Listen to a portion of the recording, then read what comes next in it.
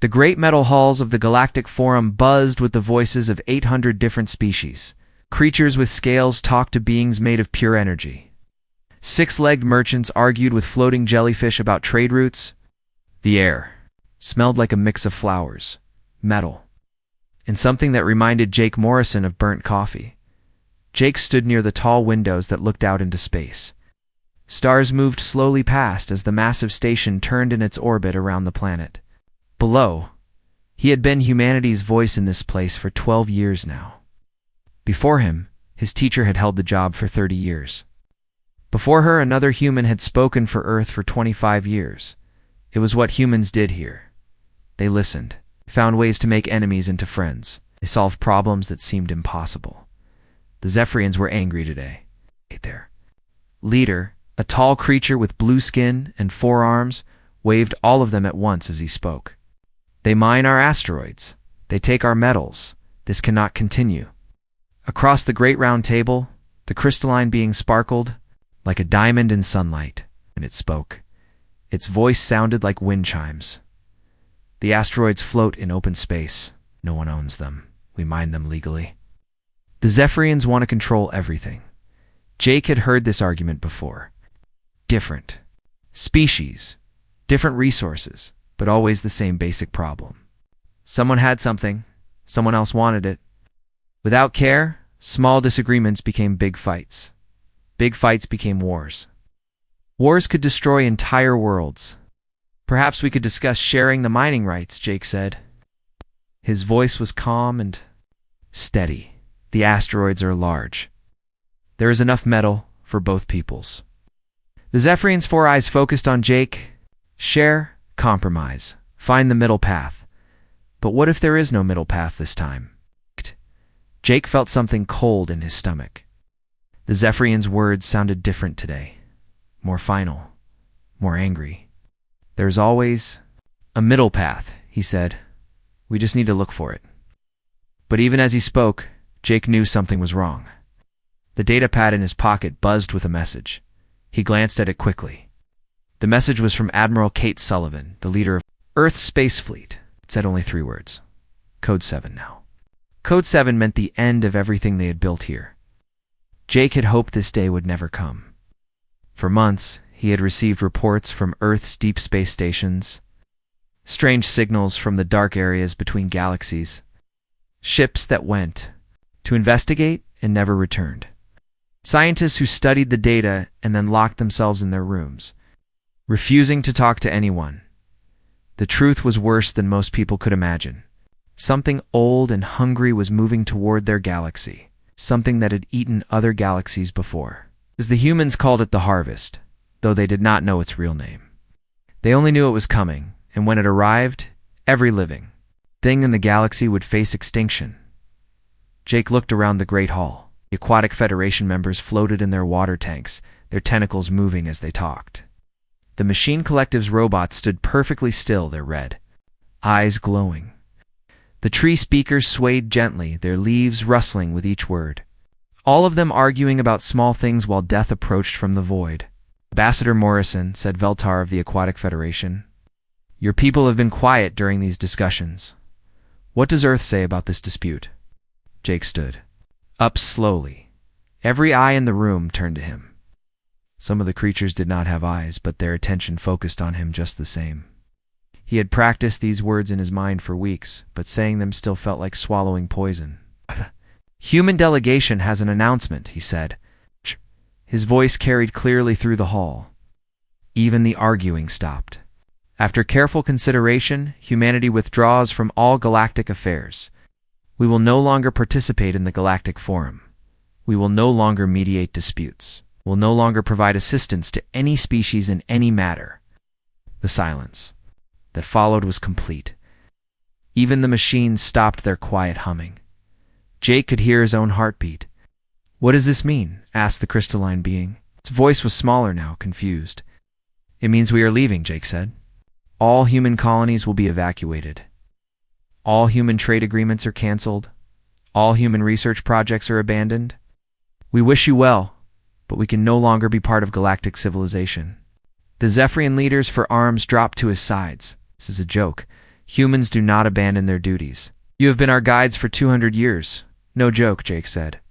He picked up his data pad and walked toward the door. The human. Ships are already preparing to depart. We will be gone within the week. Behind him, voices rose in panic and confusion. Species that had been enemies minutes before now called out to him with the same desperate questions. Why were the humans leaving? What had they done wrong? How could they survive without human help? Jake did not answer. He could not answer. The truth would only make things worse.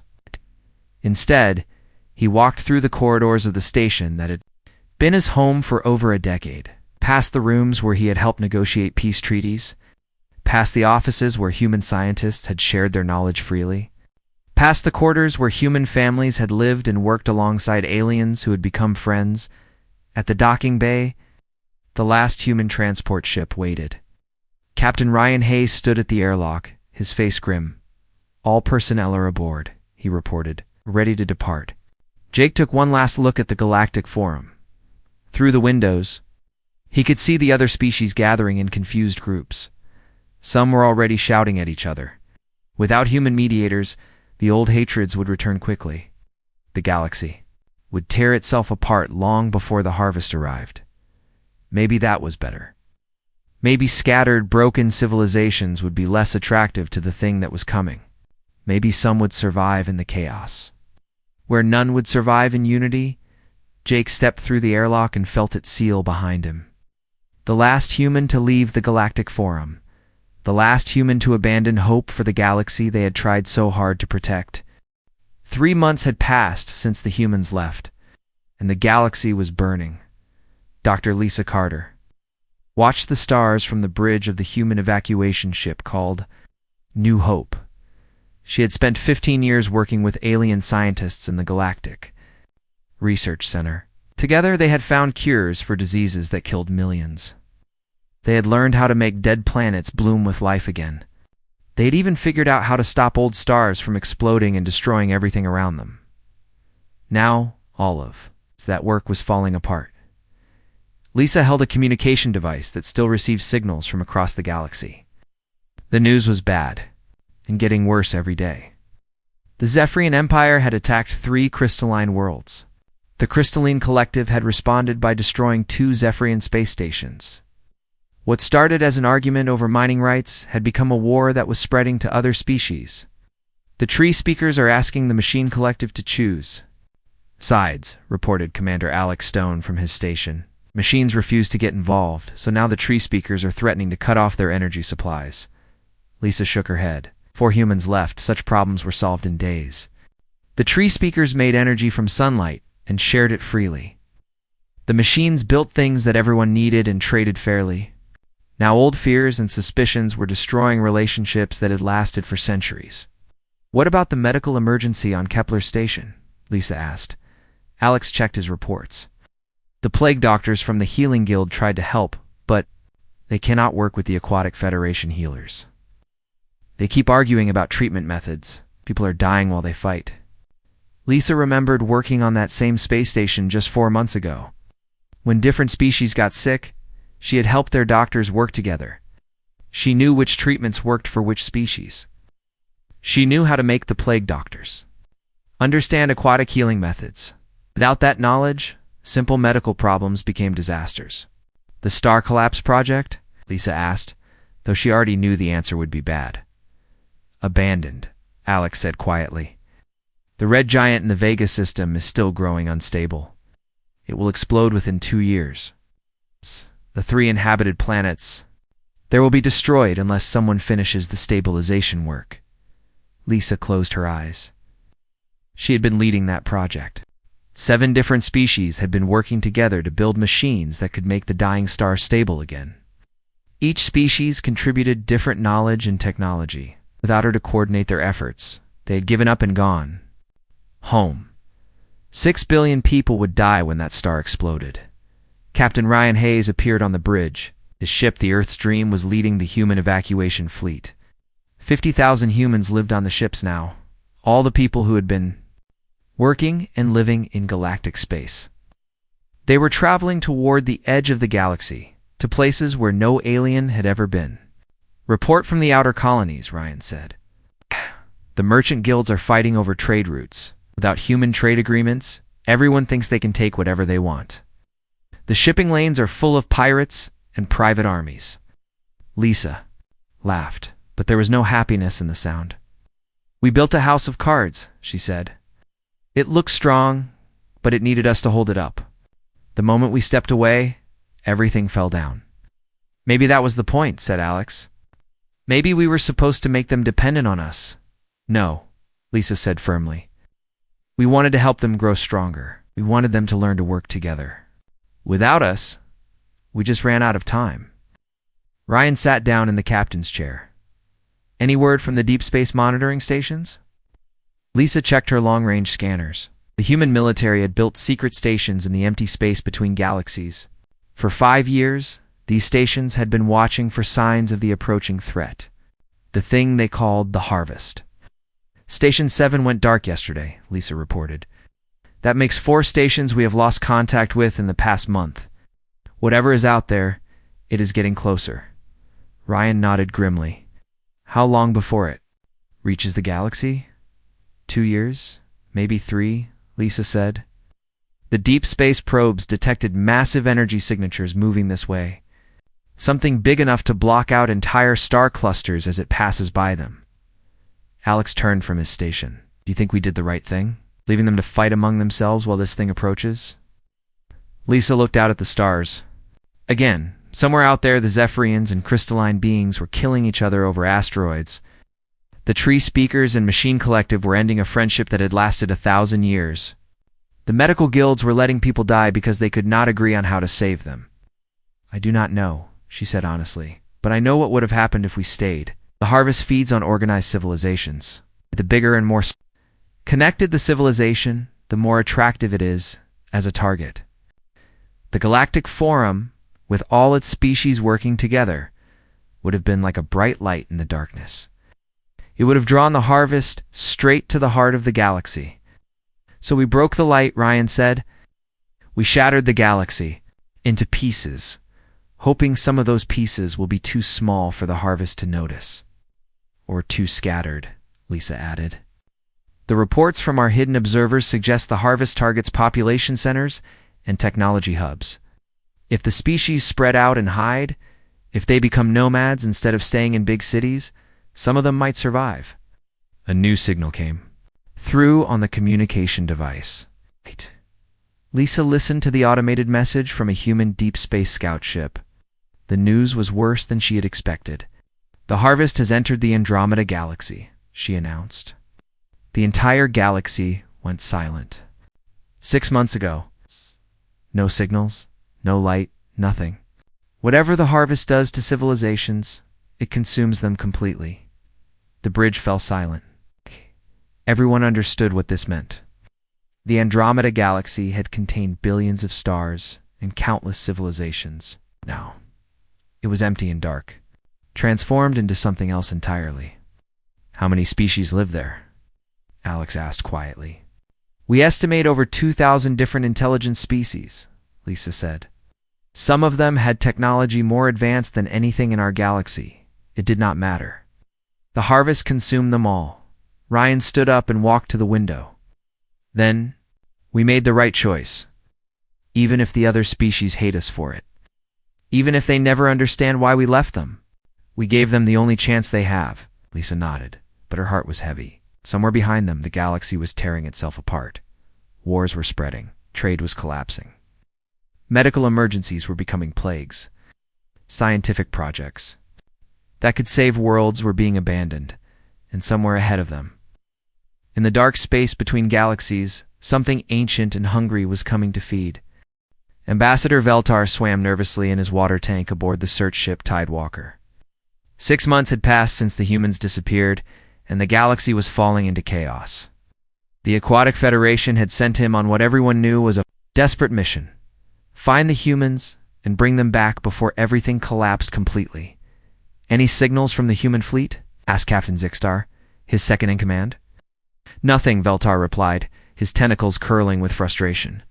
They have hidden themselves completely. No communication signals, no engine traces, no waste heat signatures.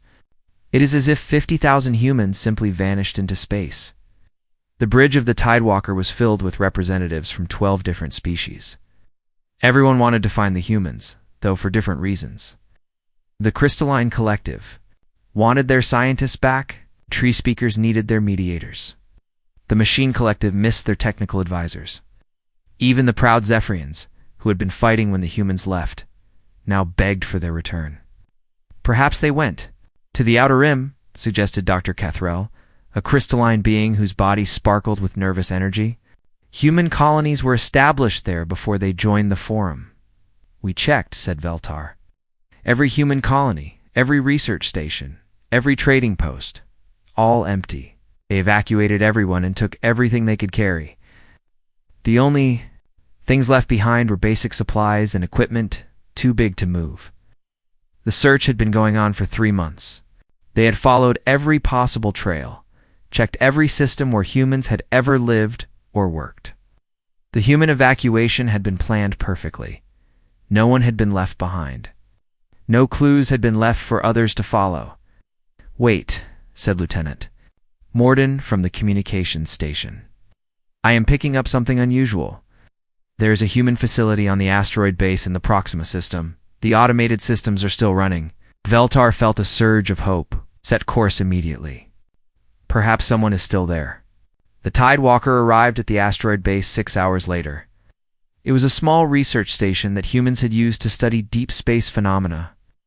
The station's lights were on, and its computer systems were active, but no life signs appeared on their scanners. The main computer is still running, reported Dr. Kethrel, as they docked with the station.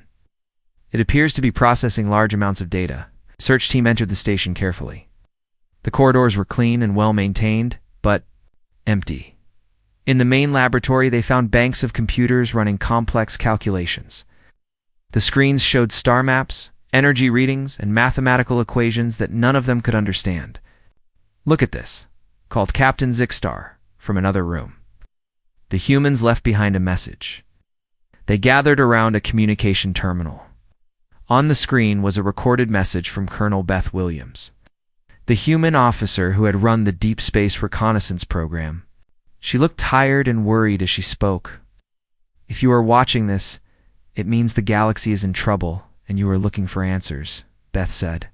I wish I could give you good news, but I cannot. We left because we discovered something that threatens every living thing in the galaxy.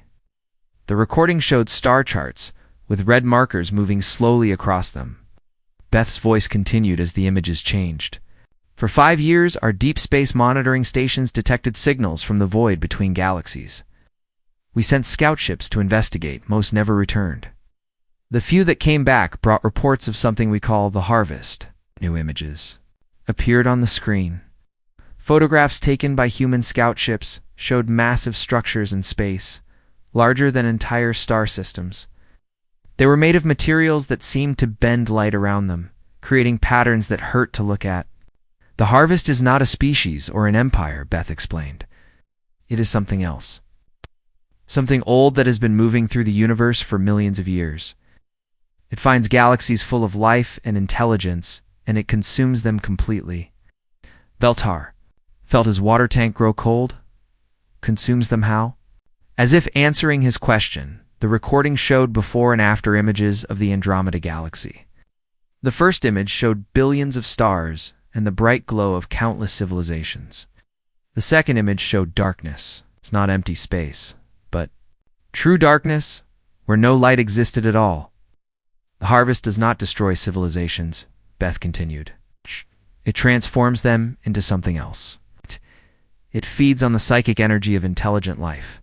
The more organized and connected a civilization is, the more attractive it becomes as a target. Dr. Kethrel's crystalline body flickered with fear. The Galactic Forum, all our species working together. We would have been the perfect target. Recording showed more data. Charts that tracked the Harvest's movement through space over millions of years. Galaxy after galaxy consumed and transformed. Always moving, always hungry, always searching for the next meal. Calculated that the Harvest would reach our galaxy within 3 years, Beth said. We had 3 choices. We could warn everyone and try to prepare a defense. We could hide and hope it would pass us by. Or we could break apart galactic civilizations so there would be no large target to attract its attention. The image has changed to show human evacuation plans. Thousands of ships moving toward the edge of the galaxy. Secret bases being established in the void between star systems. Weapons caches hidden in asteroid fields. We chose the third option, Beth said quietly. We broke the galaxy apart by removing ourselves from it. Without human mediators, the old conflicts would return. Species would scatter and fight among themselves. The harvest would find a fragmented galaxy instead of a unified one. Veltar understood now. The humans had not abandoned them out of anger or fear. They had made a terrible sacrifice, destroying everything they had built in order to save what? They could, but why not tell us? Asked Captain Zixstar.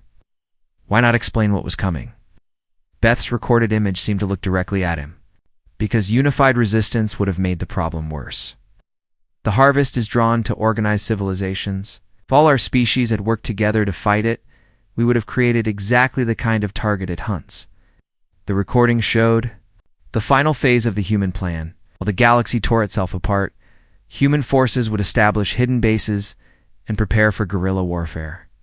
They would not try to defeat the harvest in open battle. Instead, they would try to save as many individuals as possible from each species. We cannot win this war, Beth said, but we can survive it. We can preserve the knowledge and cultures of our galaxy, even if we cannot save the civilizations themselves. The message ended with coordinates for a hidden meeting point in the outer rim. Beth's final words were simple but devastating. The harvest will arrive in 18 months. We will do everything we can to save who we can. We are sorry we could not save everyone.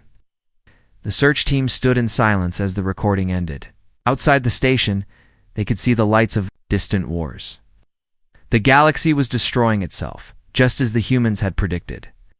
But now they understood that this destruction might be the only thing that could save them from something far worse. Admiral Kate Sullivan stood on the bridge of the human command ship Victory's Edge, watching the alien fleet approach through the darkness of space. After 8 months of searching, the galactic species had finally found them. The human evacuation fleet hung in the void between galaxies, 50,000 souls living in ships that had become their only homes. They are requesting permission to come aboard, reported Communications Officer Dan Parker.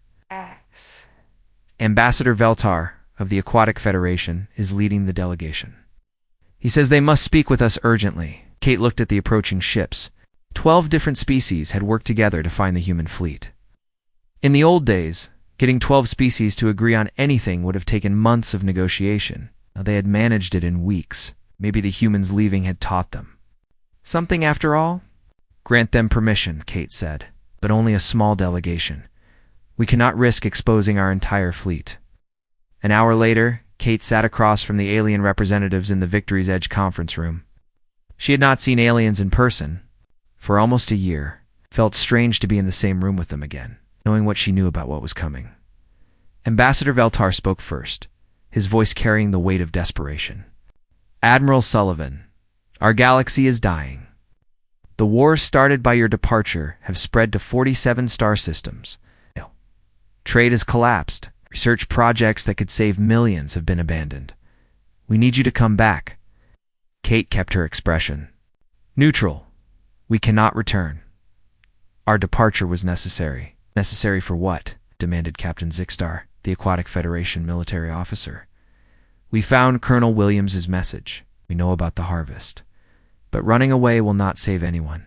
Running away is exactly what will save some of you, Kate replied calmly. The harvest targets organized civilizations. The bigger and more connected the civilization, the more it attracts their attention. By fragmenting the galaxy, we made it less appealing as a target. Dr. Cathrell, the crystalline representative, flickered with angry light. You destroyed our civilization to save it. Oh, that makes no sense. Kate stood and activated a holographic display. It showed the current state of the galaxy, with red markers indicating conflicts and yellow markers showing scattered populations. At the galaxy now, she said. Instead of one large target centered on the galactic forum, there are hundreds of small, scattered groups. The harvest will still come, but it will find a fragmented galaxy instead of a unified one. Some groups will survive because they will be too small to notice. And the rest of us? Asked Veltar quietly. Kate changed the display to show the approaching harvest. The massive structures were now visible at the galaxy's edge, moving steadily inward like a closing fist. The rest will face the harvest directly, Kate said. But humanity will not abandon you completely. We've been preparing for this war for 5 years.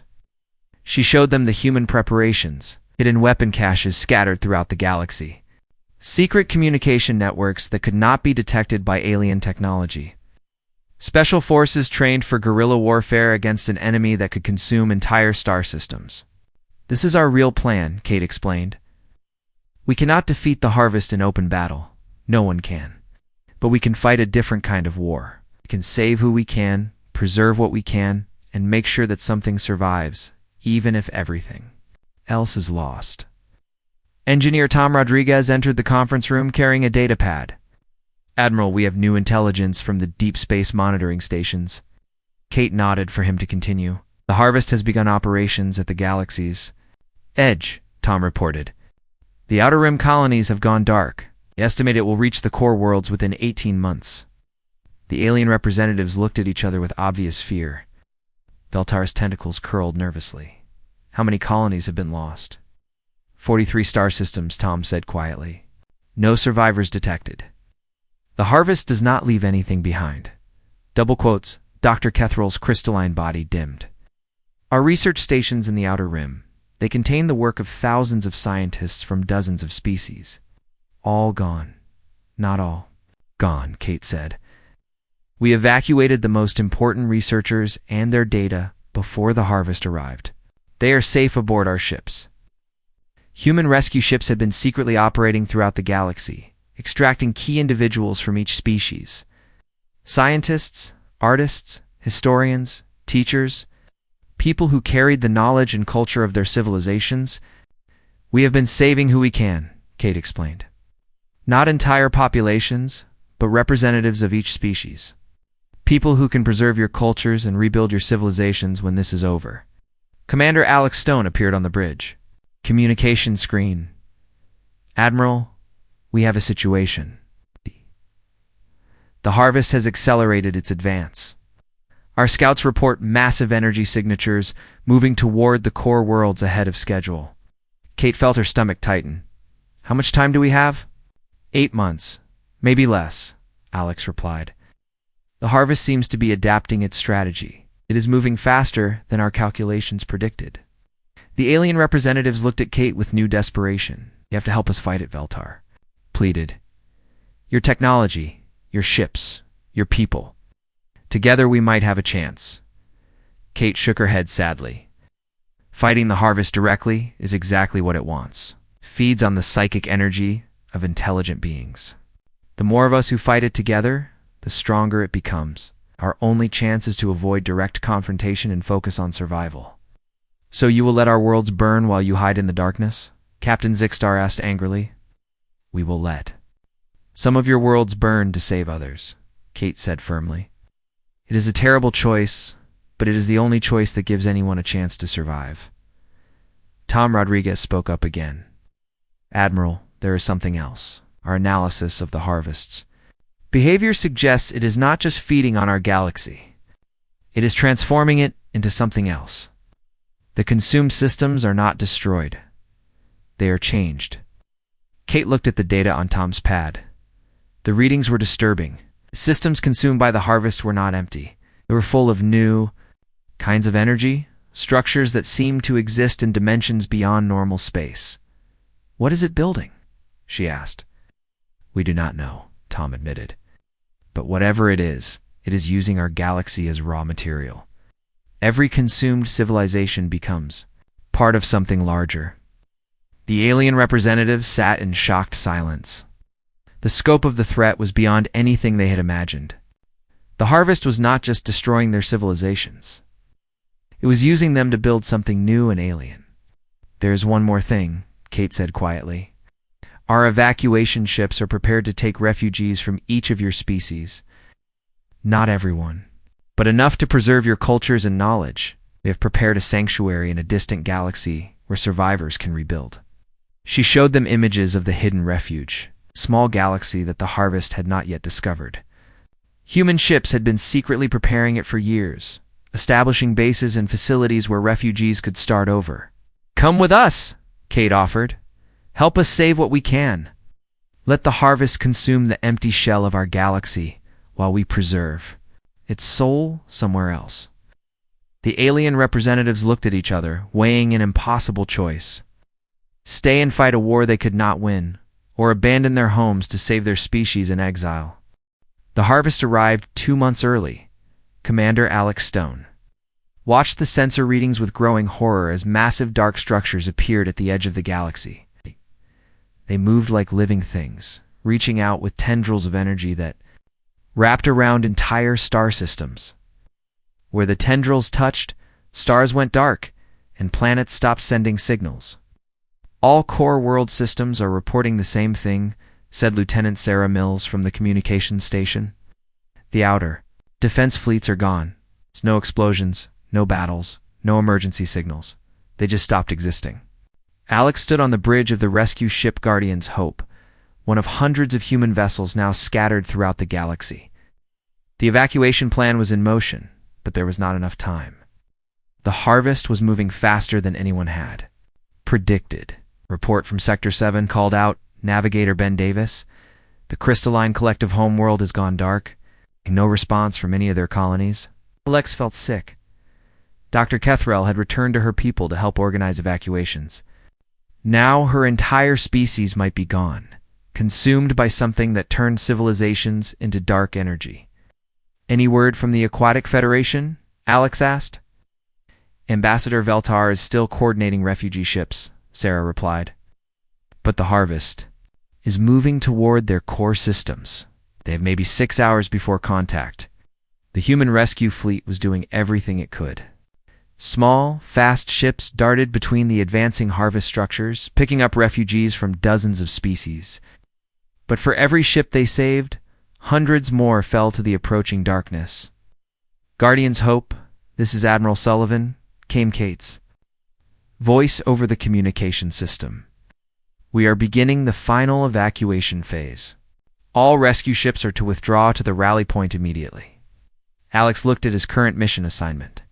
His ship was approaching the Tree Speaker homeworld, where thousands of refugees from multiple species had gathered. The plant-like beings had opened their world to anyone who needed shelter, turning their peaceful forests into massive refugee camps. "Admiral, we have civilians on the surface," Alex reported. 15,000 beings from 12 different species.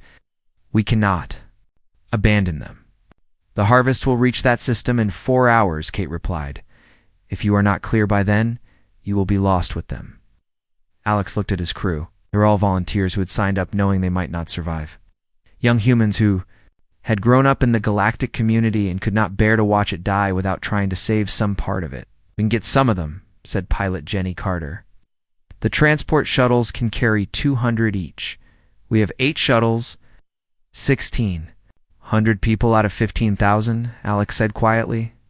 "How do we choose who lives and who dies?" Before anyone could answer, a new signal came through the communication system. It was Ambassador Veltar, speaking from the Tree Speaker homeworld. "Human rescue ships. This is Veltar. We have made our decision. We are sending you our children. And our knowledge keepers, the adults, will stay behind." Alex felt his throat tighten. "Ambassador, there is still time to evacuate more people." "No," Veltar replied firmly. "We have learned from humanity's example. Sometimes the greatest sacrifice is knowing when to let go. Save our young ones. Teach them about us. Make sure something of who we were survives." The evacuation proceeded. With heartbreaking efficiency, children from dozens of species were loaded onto the human ships. Scientists, artists, historians, and teachers followed them.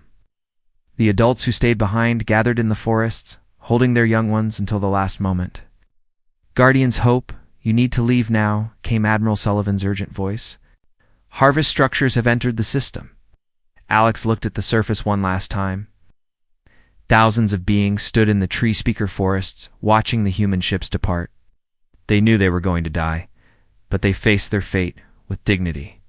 Ambassador Veltar raised a tentacle in farewell as the ships lifted off. The journey to the rally point took 8 hours. Behind them, the tree-speaker system went dark as the harvest consumed it completely. Alex and his crew did not speak during the flight. There was nothing to say. The rally point was a hidden base in the void between galaxies. Admiral Sullivan had established it years earlier as a staging area for the final evacuation. When the Guardian's Hope arrived, Alex saw the largest gathering of ships in human history. Thousands of vessels from across the galaxy, carrying the last survivors of countless civilizations. "Welcome to Haven Station," came the message from the Traffic Control Center. "Please proceed to Docking Bay 47 for refugee processing." Alex guided his ship into the massive station. Through the viewports, he could see beings from hundreds of species working together to build new homes in the empty space between galaxies. Tree-speaker saplings grew in hydroponic gardens tended by crystalline engineers. Aquatic Federation children swam in tanks built by machine collective robots. Former enemies had become family in their shared exile. Admiral Sullivan met Alex at the docking bay. She looked older than her years, worn down by the weight of impossible decisions. "How many did we save?" Alex asked. "Final count is still coming in," Kate replied. "But preliminary numbers suggest we evacuated about 2 million beings from across the galaxy, representatives from every known species." Alex thought about the billions they had left behind. Was it worth it? Kate looked out at the refugee camps where children from dozens of species played together under artificial stars. "Ask me in 100 years, when those children have built a new civilization." Engineer Tom Rodriguez approached them with the data. "Pad Admiral, we have confirmation from the deep space monitors. The harvest has consumed the entire galactic core. All major population centers are gone." Kate nodded grimly. "What about the scattered populations? The groups that fragmented when we left the forum?" "Some survived," Tom reported. "Small colonies in remote systems, nomad fleets in deep space, isolated research stations. The harvest ignored most of them. Too small to be worth consuming." "The first time in months," Kate smiled slightly. "Then our plan worked. We saved the heart of galactic civilization here, and we left seeds scattered across the galaxy. When the harvest moves on to hunt other galaxies, those seeds will grow into new civilizations." Commander Alex Stone looked out at the massive refugee fleet, humans and aliens working together to build something new from the ashes of the old. The Galactic Forum was gone, but its spirit lived on in this desperate exodus to the stars. Go. "What do we do now?" he asked. Admiral Sullivan pointed toward a distant galaxy visible through the station's main viewport. "Now we go home. Not to the worlds we lost, but to the worlds we will build. Together." The great convoy began to move, thousands of ships carrying the survivors toward a new galaxy and a new beginning. Behind them, their old home fell into darkness as the harvest completed its terrible feast. But ahead lay hope, carried by species who had learned that sometimes salvation comes not from standing together, but from knowing when to run together toward something better. The humans had kept their promise. They could not save everyone, but they had saved enough. In the end, that would have to be enough.